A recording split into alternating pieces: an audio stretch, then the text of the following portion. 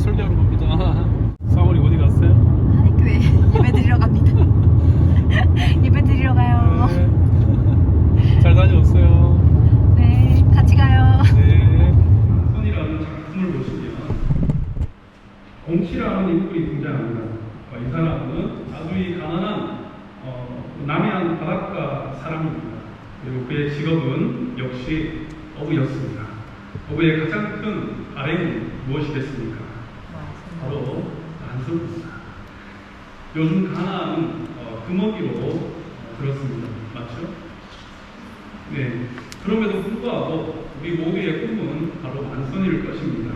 이 곰치라는 인물은 형용할 수 없는 이 시련 속에서도 만선의 꿈을 이루려는 아주 강인하고 무식한 인물로 묘사되고 있습니다. 그리고 그의 삶 역시 만선이 최고의 가치였고 또한 우선순위였으며 삶의 목적이었습니다. 여러분, 이 작품은 인간의 실존적인 초상을 잘 그려내고 있습니다. 어느 누구나 이 만선의 꿈을 가지고 있습니다. 비록 삶의 자리에서 이 만선이라는 의미는 다르게 적용되고 있지만요. 마트를 하시는 분에게는 만선이 무엇이겠습니까? 셀 수 없는 손님들이 몰려오는 것이 바로 만선일 것입니다.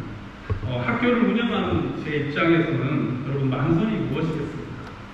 학생들이 몰려와서 교실을 꽉꽉 채우는 것이 바로 제 입장에서는 만선일 것입니다. 여러분, 그런 의미에서 우리 모두는 이 만선을 꿈꾸며 살아가는 그러한 동일한 삶을 살아가고 있다는 것입니다. 이것은 매우 평범한 삶이죠. 그리고 이것은 인간의 실존에 대한 문제입니다. 실제로 존재하는 이 현실의 삶에서 목적 없이 사는 사람은 없습니다. 다들 무언가를 성취하기를 원하고 또한 이루기를 위해서 살아가는 것이죠. 오늘 말씀에 등장하는 이 제자 베드로 역시 어제보다 더 나은 오늘을 꿈꾸었으리고 오늘보다 더 나은 내일을 기대하며 그는 갈릴리 바다로 나아갔다는 것입니다.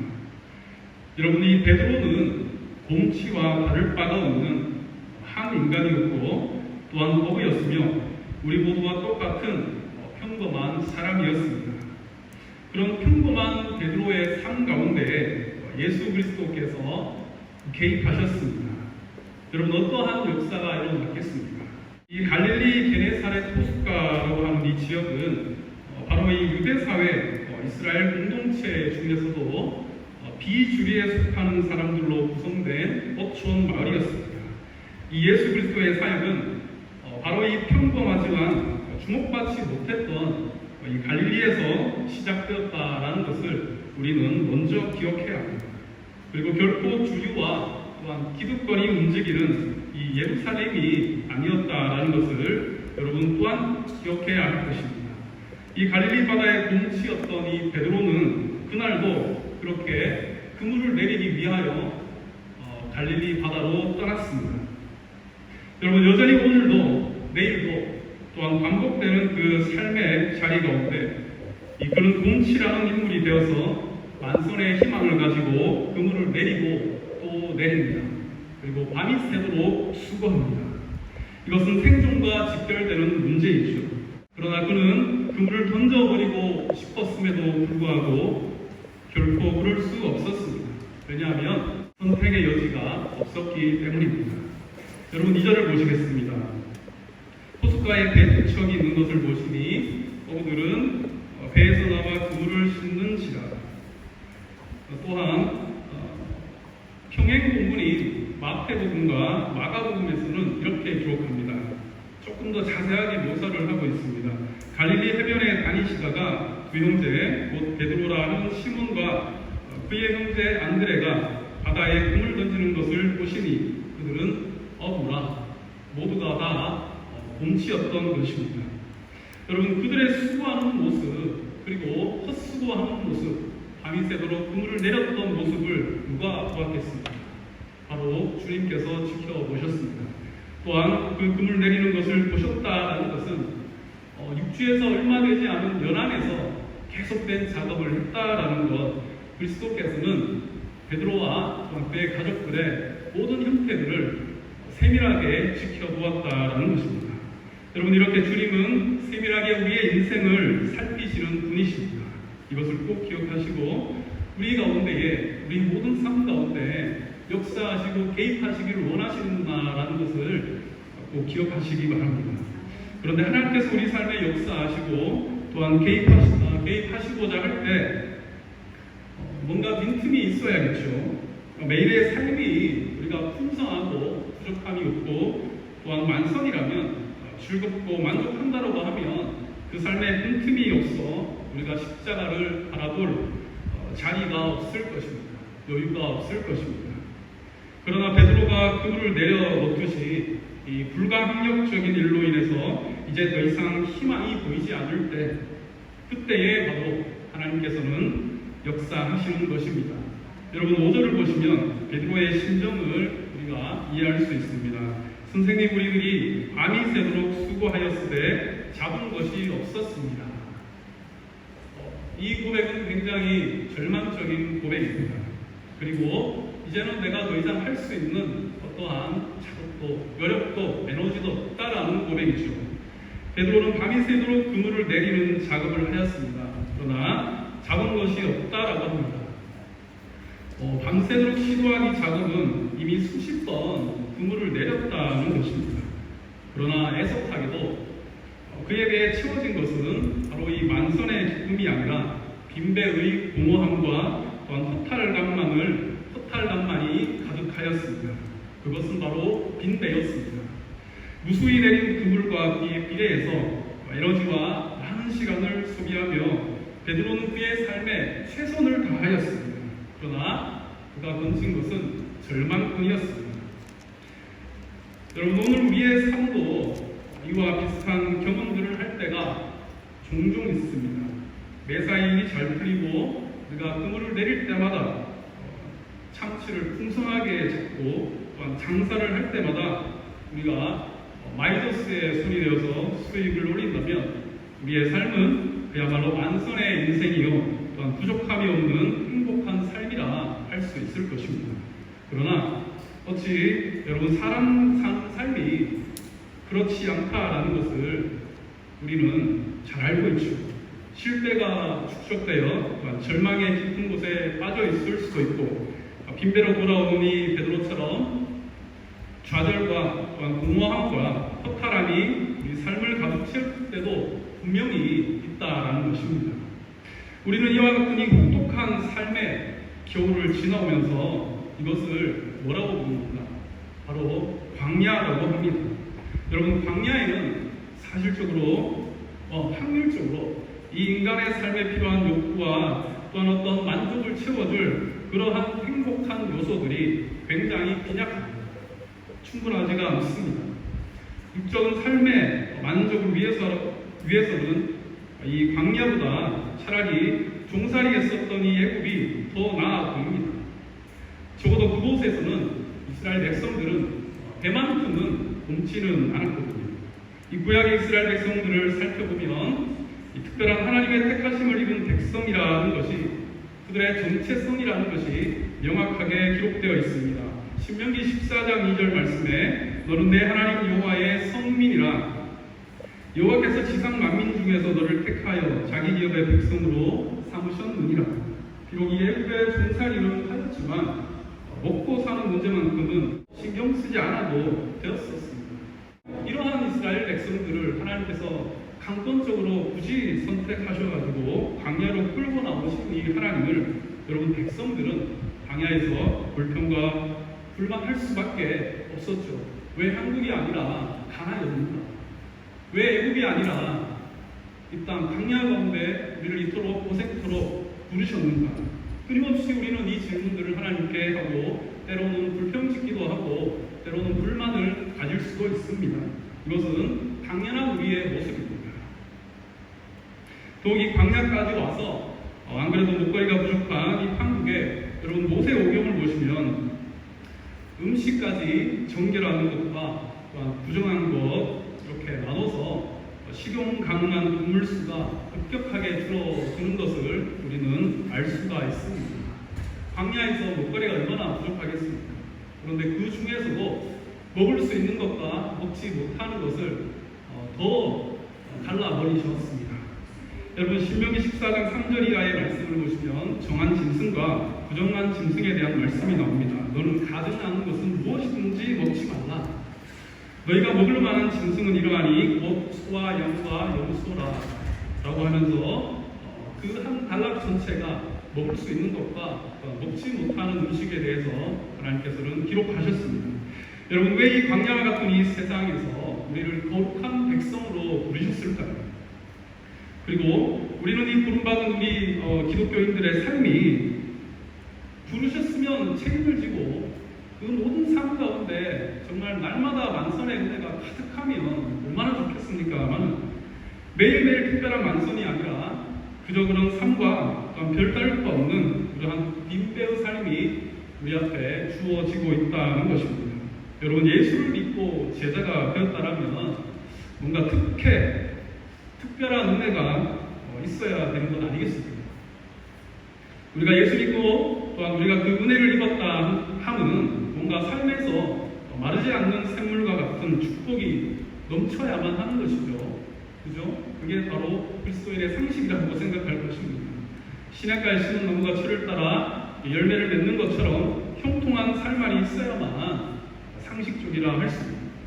또한 어떠한 세상 파도에 다 휩쓸리고 고물가 인플레이션의 타격을 똑같이 입고 똑같이 먹고 똑같이 죽단 말입니다.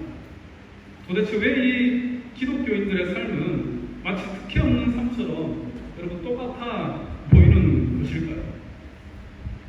비록 세상 사람이나 우리 모두 이 광야를 사는 것은 동일합니다. 환경은 모두에게 동일하게 적용되어지는 것입니다. 금어기라고 해서 누군가에게만 법을 허가할 특혜를 내주는 것은 절대로 아닙니다. 제 말이 맞죠? 예, 한참 제가 이 바다 낚시에 빠졌을 때 이 새벽같이 일어나서 낚시방에 달려듭니다. 그리고 일찍 배를 타고 갯바위로 나갑니다. 그런데 가끔씩 주의보가 떨어지는 날이 있습니다. 그날은 배가 출항을 할 수가 없습니다. 낚시꾼들이 모여서 돈을 걷어요. 그리고는 이 선장에게 팁을 찔러도 줘보고 뼈레벨 수를 다 쓰지만 무슨 짓을 해도 선장은 출항을 하지 않습니다. 이 풍랑주의보가 떨어지면 대통령이라 해도 이 출항금지라는 룰에 적용을 받기 때문입니다. 그럼 또 포기 못하고 이 의지와 또한 집념의 이 한국인은 주의보가 끝날 때까지 기다립니다. 그리고 기어이 갯바위로 나갔다가 고기를 잡고 옵니다. 왜냐하면 이 파도와 노을로 파도 속이 한번 뒤집어지면 갯바위처럼 고기가 많이 붙습니다. 그래서 대물을 잡을 확률이 높아집니다. 그래서 결코 포기할 수 없는 것입니다. 여러분 그러나 이 만선이나 성공에 우리가 초점을 두고 살아가다 보면 가끔씩 놓치는 점이 있습니다. 이 세상의 환경은 모든 사람에게 똑같이 동일하게 적용됩니다. 그러나 하나님의 은혜와 축복은 결코 동일하지가 않습니다. 이 세상 모든 만물에게 만인에게 주어지는 은혜가 아닙니다. 여러분 환경은 누구에게나 동일합니다.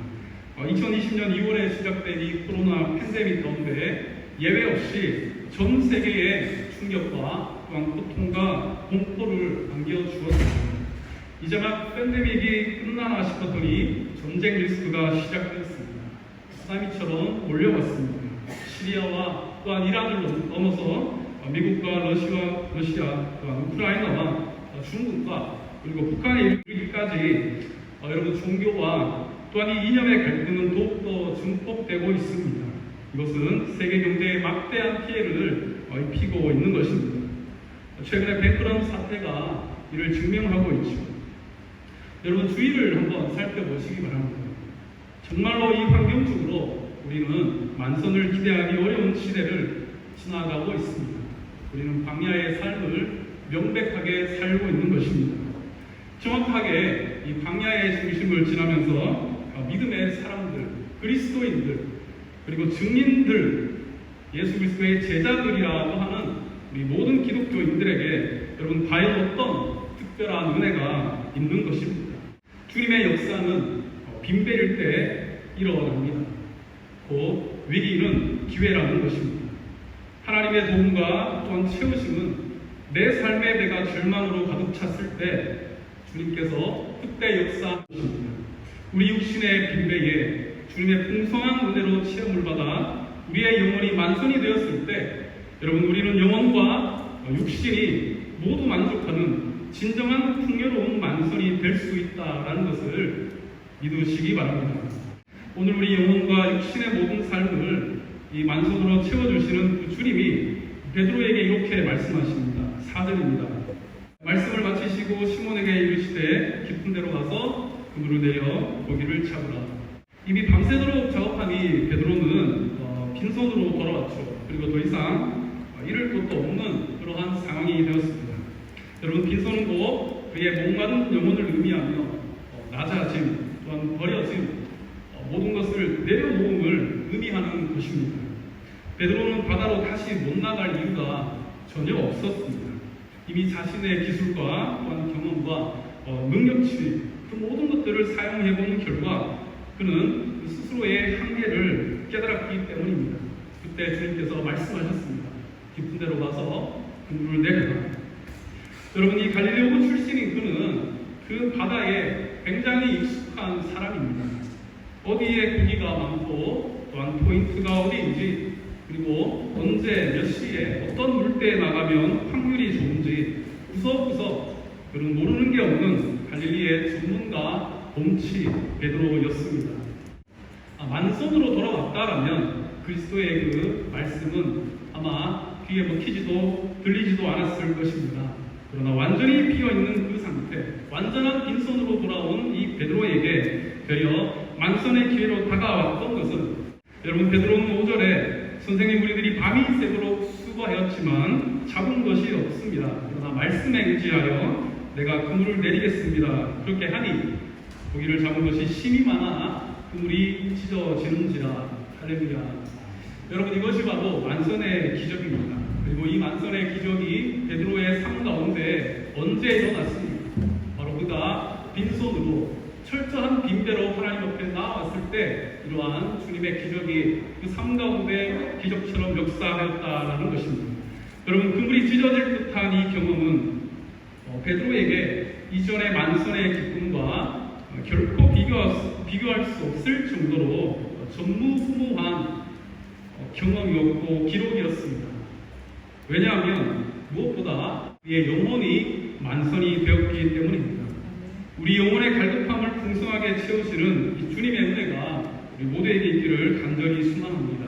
다윗은 시편 23편 1편에 이렇게 고백하죠. 여호와는 나의 목자시니 내게 부족함이 없으리로다. 주께서 내 원수의 목전에서 내게 상을 차려주시고 기름을 내 머리에 부으셨으니 내 잔이 뭐라고 하죠? 넘치나이다.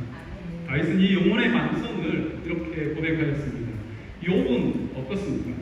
인생의 재난을 맞고 모든 재산과 사랑하는 자녀들, 가족들을 잃어버렸습니다. 철저한 빈손이 되었습니다. 그런 욥에게 하나님은 만선의 은혜를 더하여 주셨습니다. 그의 영혼의 체험을 받았고 그런 영혼의 만선을 욥기 42장 5절 말씀에 이렇게 기록합니다. 내가 주께 대하여 귀로 듣기만 하였사오나 이제는 눈으로 주를 배웠나이다 라고 영혼의 만선을 이렇게 고백하며 하나님을 찬양하였습니다. 여러분 구약의 선지자 이사야는 어떻습니까? 바벨론 통치 시대 가운데 모든 자유를 박탈당한 이 유대 민족은 희망이 없었습니다. 그들의 모든 삶은 절망으로 가득하였습니다. 그러나 이사야는 그때 환상 중에 주님을 만나고 이렇게 고백합니다. 나는 입술이 부정한 사람으로 입술이 부정한 백성 중에 거주하면서 감히 내가 만군의 여호와이신 왕을 배웠구나. 주여 내가 여기 있나이다. 나를 보내소서. 그런 영혼의 만선을 경험함으로 하나님 앞에 순종하기를 고백하였습니다. 오늘 말씀의 주인공이 베드로는 어떻습니까? 마지막 8절입니다. 시몬 베드로가 이를 보고 예수의 무릎 아래 엎드려 이르되 주여 나를 떠나소서 나는 죄인으로소이다 하니 베드로는 예수 그리스도를 만난 이후에 바로 영혼의 만선을 경험하였습니다. 그리고 그의 고백은 다름이 아닌 바로 죄인된 자신을 고백하는 것이었습니다. 주여 나를 떠나소서 나는 죄인으로소이다. 여러분, 이 고백은 우리가 예수 그리스도를 만났을 때 하는 고백입니다. 아멘이시죠? 내가 구원받았을 때 하는 고백입니다.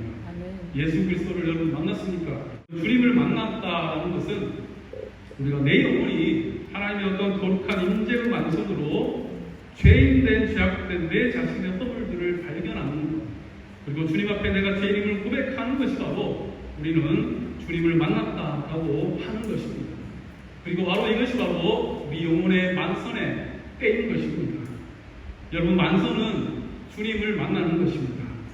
요즘 참으로 어려운 광야의 시대를 지나고 있습니다. 내가 더욱 빈대로 공허하고 또한 절망 가운데 있으니까 우리의 영혼의 이 만성을 또한 영육을 강건케 하시는 이 주님의 은혜를 여러분 갈망하시기 바랍니다. 세상이 어렵고 절망이 가득한 빈배라 할지라도 그리스도의 은혜는 그의 백성들에게 더욱더 차고 넘치는 만선으로 응답하여 주실 것입니다. 그래서 그 주님을 만나고 우리의 삶의 모든 국간들이 채워지는 그런 기적을 경험하며 다시 한번 죄인된 이 내 모습을 이 사순절 기간 가운데 고백하게 된다면 우리 모든 삶이 그 주님의 은혜의 풍성함으로 인하여 그 어떠한 어려움도 견뎌낼 줄로 믿습니다.